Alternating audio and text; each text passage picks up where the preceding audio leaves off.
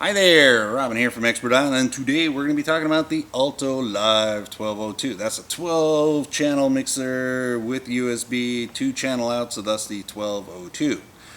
Now, with this mixer here, I mean, it's got all the great features on it. Everything you're basically going to really want to have in a mixer is in here. Now, there's all kinds of stuff that you might be special with and you need something custom and that kind of thing, and it's like this feature, that feature. But overall, pretty much an ultimate system. Now they do make them in different sizes. There's the 802, 8 channel. There's the 1602. There's the 2404, 2402. There's a whole line of them. We'll cover them one by one, but this particular video here, we're going to be talking about the LIVE1202. So, what do we have? Well, we've got right across top 1, 2, 3, 4, 5, 6, 7 XLR mic inputs. We've got all our line inputs, and then we add another set of line inputs down here, so we double down on certain channels.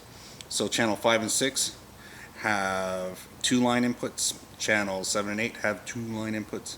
Same thing goes on 9 and 10, and 11 and 12. Now you also have on the back side, you've got some RCA, for track in, track out. In the instruction manual, they say, well, if you're going to plug your iPad, iPhone, or anything like that, audio-wise, that RCA is plug it in the back. Now, you can do that, and there's nothing wrong with doing that, except that you don't get any bass and treble control or mid-range control off of it. So I tend to like to use 1/4 inch to RCA adapters and plug those right into the boards on the last channels, just like that. The reason why I do that is this way I can use my regular auxiliary to RCA in here. And I don't just do that so I have my cables up on top. I do that so I get these blue buttons right here, which are across all the channels, and that's the high, mid-range, and low control. So I have my bass, mid-range, and treble controls here, no problem. And I also get to control it out to the auxiliary. So if I'm using a stage monitor, or if I'm recording using that auxiliary output here, which are these green buttons here, if I'm using that for either stage monitor or to record back to my camera so I can have a more professional audio recording on my camera, that would be a great way to have my backtrack music or anything else I'm doing plugged right in on top so I can really adjust it well. It also gives me better gain control, and we're basically cheating out the system from having to use just a dial-in control here, which can either be used for the monitor or for the main out. Now, going down a whole line, just so we cover all the bells and whistles, we'll pull this off here so we don't have a wire cutting across. We've got some great options. So, the mics are 3-pin XLR right on top, 1/4 inch line, and then we've got an insert which allows us to loop back to a processor or to an EQ or anything effects wise. That's what this guy here is for. Then that's followed by gain control, our first knob, gain control. There's a little button next to our gain control and a little light, so that tells us if we're getting close to our limit. And also then we have a 70 Hz cutoff. So if you're worried about hissing background noise, really low compressed sound that you hear humming in the background, that button there will help you get rid of that.